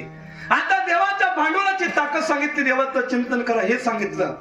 पण चिंतन करा म्हणजे कसं करा? महाराज म्हणतात चिंतन करायचं असेल तर कसं करा सांगू का? आवडीने भावे हरिनाम घेसी, तुझी चिंता त्याचे सर्व आहे. आवडी वाचून किल्ला परमार्थ देवाला समजायला अजिबात पटत नाही. एखादा व्यक्ती महादेवाच्या मंदिरामध्ये बसलेला आहे, सध्या महादेवाच्या मंदिरात जास्ती बसतायत लोक. एखादा व्यक्ती महादेवाच्या मंदिरात बसलेला आहे, हातामध्ये माळ आहे रुद्राक्षाची, मुखातून एकच चिंतन चालू आहे, ओम नमः शिवाय, ओम नमः शिवाय, ओम नमः शिवाय. बसला महादेवाच्या मंदिरात आहे, शरीर महादेवाच्या मंदिरात आहे, पण त्याचं चित्त जर सगळं खामखेडा अंजन विरण निमोरा सोनवत फिरून येत असेल तर तुकाराम महाराज म्हणतात ते मंदिरात बसलेला साधक नाही, ते मड आहे, त्याला उस्तान घरी न्या. ती जड मड आहे, त्याला घरी न्या, प्रेत आहे. याच्या करता तुकाराम महाराजांचं प्रमाण आहे, नाम रूप नव्हता मेड, नुसता वाचेचा गोंधळ, जवडी नाही चित्त, काय मांडील प्रेत. प्रेताची उपमा दिली. म्हणून देवाचं चिंतन करताना आवड फार महत्वाची. नाही आवडतो लोकांना देव, नाही आवडत लोकांना देव. आपल्यातलेच नास्तिकवादी म्हणतात आम्हाला राम मांडण्याने, कृष्ण मांडण्याने, महादेव मांडण्याने यांच्यासाठी काय करावं? 2-4 पुस्तक वाचले म्हणून स्वतःला शाळा समजू नका. देवाचा अस्तित्व तुम्हाला अजिबात नाकारता येणार. जिथे डॉक्टराचे पर्याय संपतात तिथे देवाचे सुरू होतात. ही ताकद देवाच्या चिंतनाची. मी तर म्हणतो देव त्यांनाच करणार नाही, कोणाला? जिसके मुंह में दात नहीं हो चना चबाना क्या जाने. काय लोक म्हणतात आमले फुटाणा आवडत नाही. लबाड बोल नको बाबा, तुला दातच नाही, तू फुटाणा आणि बदनामी काब कर रहा ना, त्यामुळे आवडतच ना. जिसके मुंह में दात नहीं हो चना चबाना क्या जाने. जो हिंदुस्तान में पैदा हुआ नहीं वो राम और कृष्ण को क्या त्याच्याकरता मस्तक संस्काराने भरलेलं असलं पाहिजे. संस्काराने भरलेलं मस्तक देवासमोर नतमस्तक व्हायला अजिबात विचार करत नाही. ताकद त्याची आवड असली पाहिजे. नाही आवडत लोकांना देव. दुसऱ्या अर्थाने सांगायला गेलं तर लोकांना आवडतो देव. सगळ्याला आवडतो. पाप्यातला पाप्याला बी देव आवडतो. पण कधी आवडतो? मी नाही सांगत डोंगरूजी महाराजांसारखे कथाकार होणे शक्य नाही. डोंगरूजी महाराज भागवतात सांगायचे बाबा माणसाला देव कधी आवडतो. वाक्य आहे का डोंगरूजी महाराजांचे? बचपन में बच्चे को सबसे बड़ी माँ अच्छी लगती है. इति डोंगरूजी महाराज नो अतुल महाराज नारनेकर आपला संबंध नाही. बचपन में बच्चे को सबसे बड़ी माँ अच्छी लगती है. जवान में जवान को सबसे बड़ी पत्नी अच्छी लगती है. बुढ़ापे में बूढ़ों को सबसे बड़ा पोता अच्छा लगता है. और अंतिम समय आदमी को सबसे बड़ा भगवान ही अच्छा लगता है. इति डोंगरूजी महाराज. कधी आवडतो देव ऐका. बचपन में बच्चों को सबसे बड़ी क्या अच्छी लगती है? माँ. लहान पोराला आई किती आवडते हो? एका साईडला ब्रह्मदेवाला उभं करा, एका साईडला मुलाच्या आईला. पोरग कोणाजवळ जाईल? तो ब्रह्मदेवाला म्हणतो का रे भाऊ वरती कमी होतं का? इथं काय आला निघण्यावरती. ब्रह्मदेवाला नाकारण्याची ताकद ज्या मुलात आहे. लहानपणी आई आवडते, लहानपणी आई आवडते. आणि तरुणपणी नाही म्हटलं तरी बाईच आवडते. हो म्हटलं तरी बाईच आवडते. आणि आवडायला पाहिजे हो. त्याच्याशिवाय परमार्थही चांगला होणार नाही, संसारिक गुन्हा होणार. रिकामी कटकट पेक्षा आवडलंच पाहिजे. आवडू द्या फक्त, जरा जास्त भाव देऊ नका. त्या भक्तीन झाल्या आपण भोप्यात तरी होऊ नका. म्हणजे झालं पण भोपे कमी नाही बा. काय बोला मी नेहमी वेळेला सांगतो, ज्यानं शिट्टी वाजली त्याच्या शिट्टीच्या ताकदीने चांगले अधिकारी गाडी थांबवतात. पण तो शिट्टीवाला घरी येऊ द्या, त्याने शिट्टीत बंद पडी जा. त्या जर आपण विचारू ना का जबू तुमने शिट्टी ती बाहेर चालत गरमा उडी का बंद पडी जा. चांगले चांगले अधिकारी गाडी थांबवतात. चांगले चांगले अधिकारी त्याला खबरतात. शिट्टी बंद. तरुणपणी बाय आवडते आणि म्हातारपणी सगळ्यात आता पुढे बरेच बाबा बसले. बाबा नातू किती आवडतो म्हाताऱ्या लोकांना सांगू का? नातवाचं नाव घेतल्याशिवाय बाबा लोकांचा दिवसच चांगला जाणार नाही. खरंय का नाही? पण आताचे मॉडर्न जमान्याचे नातू यांना बाबाचा हात सहन होत नाही. आता शून्यातून विश्व निर्माण करणारा बाबा कमी राबला असेल का तो? शेती काम करू करू रूमने धरू हाताला सुरकुत्या पडल्या. तो हात गालाला चरचर लागतो, ते पोरं हात लावू देत नाही. नेमकं आईने टिकली पावडर करावी, मुलाला गल्लीत सोडावं. त्यात लक्ष नसताना बाबा त्याचा गुच्ची पात पकडतो. आता म्हणतो बाबा चालू टिकली पावडर केली, तू रिकाम काम करू नको.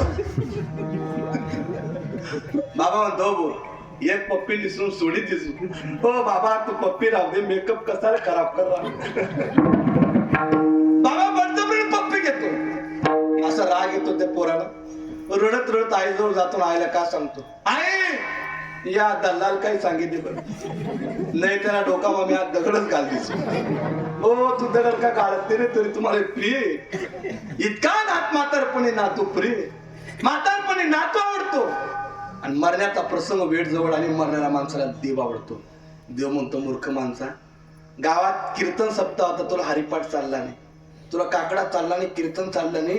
परिवारातल्या लोकांनी कोपऱ्यात फेकला, हाता पाणी साथ सोडली. आता मी तुला आवडतो. मी नाही मारी ती जोडी ती तोडी ती निष्ठूर यमाची किंकर. म्हणून खामखळ्यातल्या परिसरातल्या ग्रामस्थांना माझी विनंती, विशिष्ट वेळ असते, मर्यादा असते.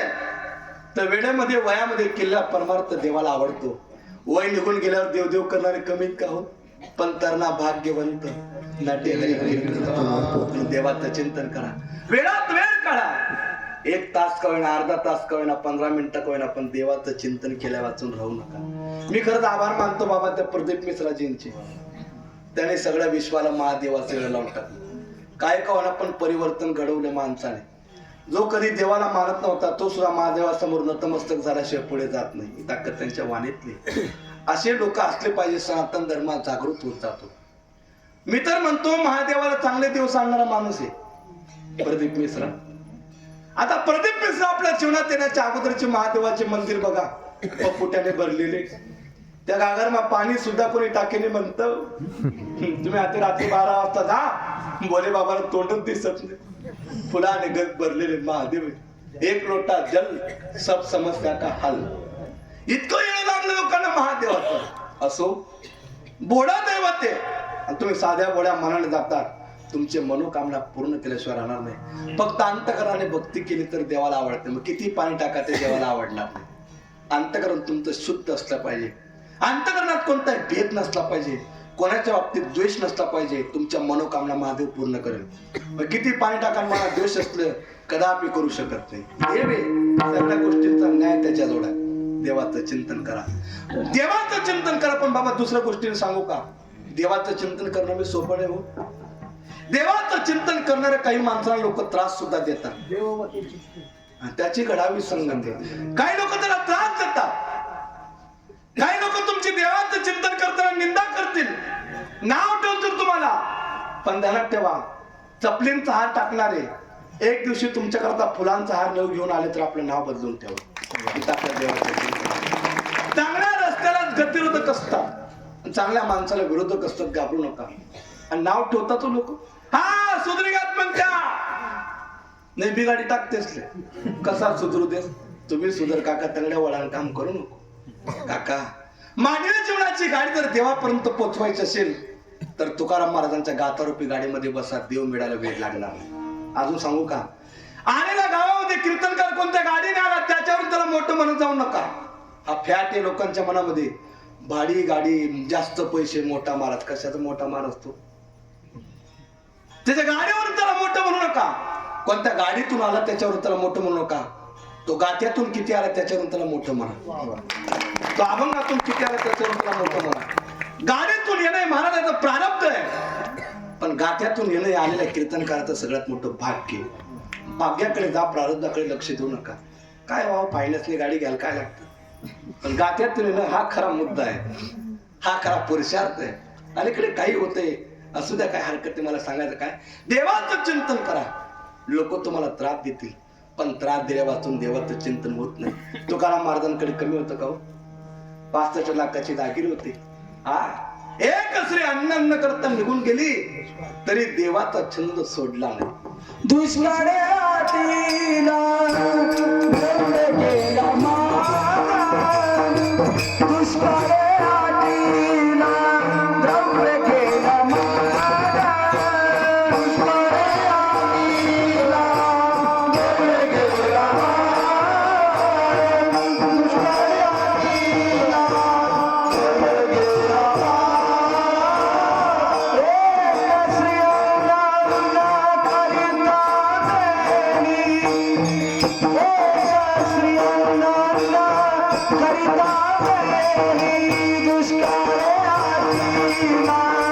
द्रव्य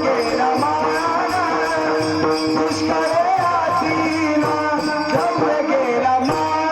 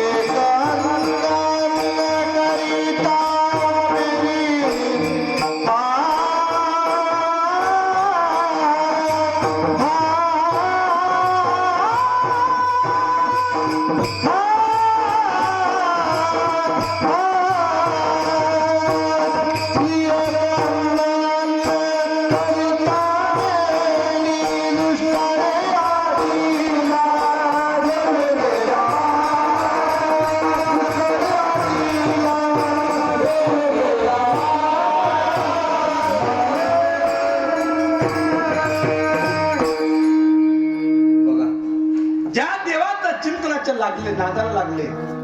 देवाचं चिंतन करणं सोपं नाही.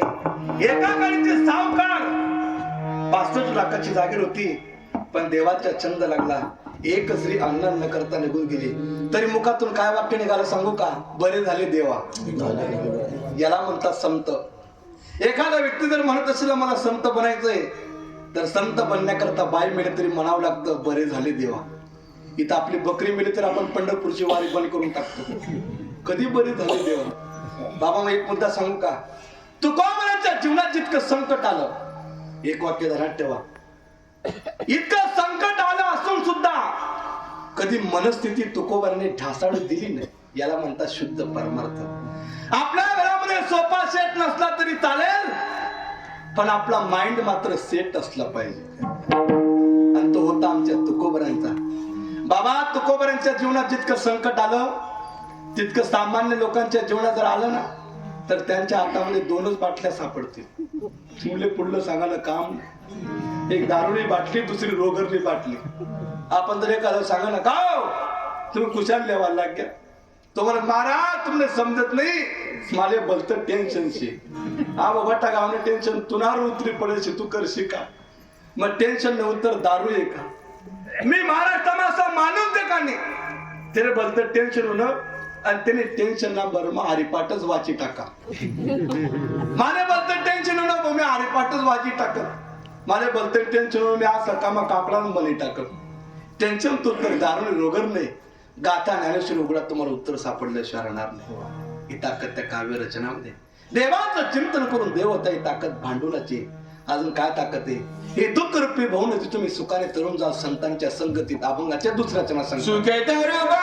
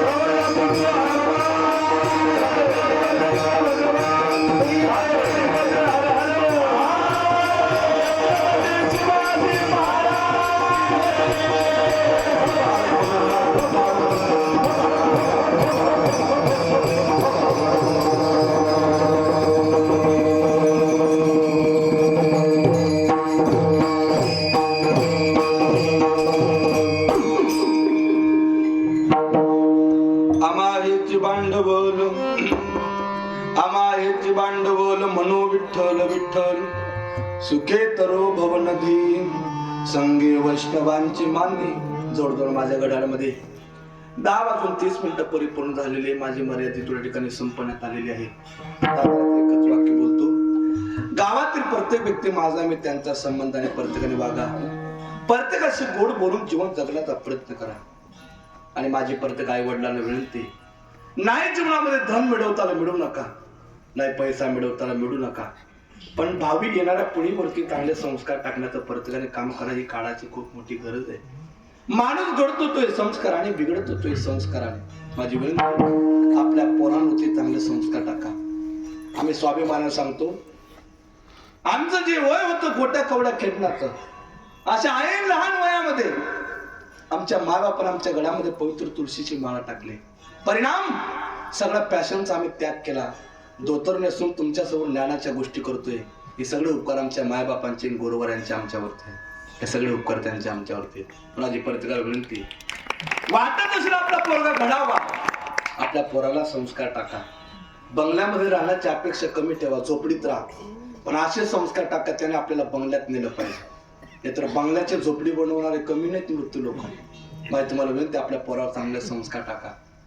मी काहीतरी त्या परक्या लोकांचे आभार मानतो, काहीतरी त्यांचं अनुकरण करायला प्रत्येकाने शिका. मुसलमानाचं 5 वर्षाचं पोरग मस्जिदची जाऊन 5 वेळाची नमाज पडते. आपलं 22 ते 25 वर्षाचं पोरग एकहीदा गावातील मारुतीराजाच्या मंदिरात दर्शन करता जात नाही. सगळ्यात मोठी शोकांतिका आपल्या हिंदू धर्माची, सगळ्यात मोठी शोकांतिका आहे. त्यांच्या धर्माचे लोक त्यांच्या मुलाचा बोट पकडतात, त्यांना मस्जिदीत देतात आणि दतून सांगतात, बेटा हे आपला अल्लाह आहे, आपला खुदा आहे. पोरगा मरेल पण अल्लाहला खुदाला विसरणार नाही. आपल्या 30% हिंदूंना दिवस मानले नाही. कुठे नेऊन ठेवला महाराष्ट्र हिंदू धर्म, याचा विचार काहीतरी प्रत्येकाने करा. अजून सांगू का, मुसलमानाचं 10 ते 15 ते 25 वर्षाचं पोरग आज धंदा करते. कोणता? पहिले सायकलवर येत होते, आता मोटरसायकलवर आले, अपडेट झाले ते सुद्धा. हा एक होईल लोखंडवाला, भंगारवाला, तुटेल फाटेल हम सब लूट के ले जाएंगे भंगारवाला. तो भंगार धंदा करणार आपला, आपला बावडत फुकण्या बी एक, ते पास तुटेल सांच्या त्या बी एक, घरमधला बोगना त्या बी एक, कुकरनी शिट्टी ती बी एक, आणि एकी जण कातर बी काय बुड्डी ना बाग. काय सुकांत विनोद म्हणून घेऊ नका, अस्तर घेऊ नका, तळमळ बी. आणि मुसलमानचं 10 ते 15 वर्षाचं पोरगा धंदा करतंय. आपलं 22 ते 25 वर्षाचं पोरगा बापाच्या पैशावर निवड मजा मारते. बाप शेतामध्ये राब राब राबतो, हळाचं काळे करतो, रक्ताचं पाणी करतो. त्याच बापाच्या राबलेल्या पैशाने, कष्टाच्या पैशाने कॉलेजच्या नावाने दिनारा करायचा, बिळाची बाटली पोळ्याच्या शहरचा दूर काढायचा, एकमेकाला माय बापाच्या नावाने घाणघाण शिव्या देऊन चिडवायचं. एवढा खालच्या दर्जाची संस्कृती आमची घरात होती. माझी विनंती, आपल्या पोरावर ते संस्कार टाका. हरिपाठ, कथा, कीर्तन, काकडा, भजन हे संस्काराचं साधन आहे. बोट धरून बळजबरीने इथपर्यंत आणा. कीर्तनकाराचा एक शब्द बिघडलेल्या मुलाच्या कानावर पडला, सप्ताहातल्या 7 दिवसामध्ये 1-2 पोरं जरी सुधारले तरी 34 वर्षाचा सप्ताह सार्थकीला लागला म्हणून आपण समजू. खरंच आपलं गाव छोटे, पण तरुण मित्रमंडळी बरेच कीर्तन करतात आणि शांत चित्ताने कीर्तन श्रवण करतात. नाहीतर कीर्तनामध्ये तरुण पोरं विक्षेप करतात, आम्हाला दररोज ते आम्हाला माहिती, पण अगदी अंत करणारे. हे संस्काराचं शिबिर आहे. आणि तरुण पोरांना माझी विनंती, नुसतं 19 फेब्रुवारी आली तेवढं पुरतं म्हणू नका. राजे पुन्हा जन्माला या, तुम्ही दारू पिऊन मारा. आणि त्यांना कशाला बोलवता, कशाला बोलवता? व्यसन करण्याकरता कशाला? राजांना बोलून काय फायदा? तुमच्या ताकद आहे, तुम्ही राजे होऊ शकता. फक्त एक काम करा, राजे म्हणजे डोक्यावर मिरवण्याचे नाही, डोक्यात राजांचे विचार घालण्यासारखे राजे आहेत. राजांचे विचार डोक्यात घाला, त्यांच्या पावलावर पाऊल ठेवून चाला, राजांना येण्याची गरज पडणार नाही. चांगलं जीवन जगण्याकरता मिळेल, चांगलं जगा. वाईट व्यसनाला त्याग करून टाका. आणि व्यसन करणार माझी कोणती वाईट व्यसन करत असाल, हे स्वराज्य मिळवण्याकरता, हा हिंदू धर्म टिकून राहण्याकरता ज्या लोकांनी रक्त सांडलेलं त्यांचं बलिदान कधी वाया जाऊ देता कामा नये. काय धर्माबद्दल प्रेम होतं, काय धर्माबद्दल निष्ठा होती पूर्वीच्या लोकांची. असं म्हणतात, ज्यावेळेस भगतसिंगाला फाशीवरती चढवण्यात आलं, भगतसिंगाला भेटण्याकरता त्यांचे वडील आले. असा कोणता बाप आहे हो? त्याचा तर्रा बाण पोरगा डोळ्यासमोर मरतोय. तो बाप हसेल का रडेल हो? रडू आला. एका डोळ्यात 4-4 धारी लागल्या. त्या डबडबल्या स्वराने भगतसिंगाच्या वडिलांनी भगतसिंगाला विचारलं, बेटा भगत, बता बेटा हमने कौन सा जन्म का पाप किया जो आज का दिन हमें देखना पड़ रहा है बेटा? अरे भगत, हमने हमारे जीवन में बहुत बड़े ख्वाब देखे थे बेटा. हमें लगा था हमारा भगत बड़ा होगा, कुछ धन कमाएगा, 2 वक्त की रोटी हमें सुकून से खिलाएगा. बेटा तुम्हारे कंधे पे मैं जाना था, बता बेटा कौन सा जन्म का पाप किया आज हमारे कंधे पे तू जाने वाला है, आज हमारे कंधे पे तू जाने वाला है. भगत सिंगाने असं आपल्या बापाला उत्तर दिलं, आप सच कहते हो पिताजी, अगर मैं जिंदा रहता हूं तो इतना बड़ा धन कमाऊंगा, इतना बड़ा धन कमाऊंगा, आपको 2 वक्त की रोटी सुकून से खिलाऊंगा. लेकिन पिताजी एक बात सच है, पिताजी अगर मैं इस भारत माँ के लिए मरता हूं ना पिताजी, तो इतना बड़ा धन कमा के जाऊंगा, इतना बड़ा धन कमा के जाऊंगा कि जब तक चांद रहेगा, सूरज रहेगा, भगत तेरा नाम आजाद और शहीद रहेगा, आजाद और शहीद. वडील निघून गेले. आई आली भेटण्याकरता. आईने मुलाला पाहिलं, अंतकरण भरून आलं. आईला रडताना कोण भगतसिंगाचं अंतकरण भरून आलं. डबडबल्या स्वराने रडत असताना भगतसिंगाने आपल्या आईला विनंती केली, माँ, ए माँ, तू क्यों रो रही है माँ? मत रो माँ, मत रो माँ. अगर तू रोएगी ना माँ तो काफिर फिरेंगे, कहेंगे भगत की माँ कहाँ है? भगत को मरते देख के भगत की माँ को बहुत बड़ा दुख हो रहा है, इसलिए भगत की माँ रो रही. माँ मेरे हाथ जोड़ के विनती माँ, मत रो माँ, मत रो माँ, नहीं तो काफिर फिरेंगे, तुझे काहिर कहेंगे. भगतसिंगाच्या आईने मुलाचं बोलणं ऐकलं. मुलाला उत्तर दिलं, बेटा तुम मर रहा ना बेटा, इस बात का मुझे बिल्कुल गम नहीं. तुम मर रहा ना बेटा, इस बात का मुझे बिल्कुल दुख नहीं है, मुझे तो एक बात का गम है. अरे मुझे अगर पता होता तो इतनी बड़ी क्रांति करने वाला है, मुझे अगर पता होता तो इतनी बड़ी क्रांति करने वाला है, तो तेरे जैसे 10-10 भगत इस भारत माँ को मैं अर्पण कर दी थी. इस बात का मुझे दुख है, इस बात का. क्रांती घडली हो काका, चमत्कार घडला हिंदुस्थानामध्ये. ज्या वयामध्ये पोरांना वाटतं लग्न करावं, एसीच्या गाडीत फिरावं, थाटाने संसार करावा, अशा ऐन तारुण्यात तुम्ही आम्ही सुखानं राहावं, भगतसिंग फासावर चढले, मरण पत्करलं. पण मरताना सुद्धा धर्माबद्दलची निष्ठा सोडली नाही. मरताना सुद्धा मुखातून एकच वाक्य निघालं, कोणतं? आता 2-4 लोक म्हणे जिंदाबाद, बाकी का पाकिस्तानातले. जो भगतसिंग देशासाठी मरतोय, मरताना निष्ठा सोडत नाही. आपली बसल्या बसल्या निष्ठा निष्ठी चालू आहे. प्रत्येकाच्या मुखातून वाक्य निघलं पाहिजे,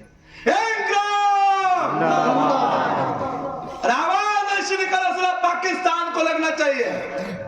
आज खामखेड़ा में कीर्तन चल रहा है. देशासाठी धर्मासाठी मरायला शिका. पोरांनो ताकदीवर कधी गर्व करू नका. म्हणतात ना, ताकत के संग में नेक इरादे में रखना, ताकत के संग में नेक इरादे में रखना, वरना ऐसा क्या था जो रावण हार गया. काय कमी होतं रावणाजवळ? लंका ती सोन्याची, इथे इट नाही, तरी तू कुठे मात नाही. तो आपला नानमा कोणी पडूच नाही, तू त्या लायकीनच नाही. चल गाडी गावर दुःख पे घसतो ना, नानमा कोण पडी, नानमा पडायला बी लायकी लागत. इट वालाने जिरी गई, बिना इट वालाने जिराव नाही का. चांगलं जगा. मानवी जीवन बदलण्याकरता मिळालं, स्वतःचं जीवन बदलून टाका. वेळात वेळ काढा. 1-1.5 तास, 15 मिनिटं, 20 मिनिटं राम राम म्हणा, देवाचं चिंतन करा. मला सांगा बाबा, कीर्तन संपल्यावर पाय काम कसं आहे? कीर्तन संपल्यावर घरी जाताना पायाला आहे, तोंडाला काही काम आहे का? मग इथून 50 पावलावर जर तुमचं घर असेल, तुम्ही राम राम म्हणत गेले तर काही बिघडणार आहे का?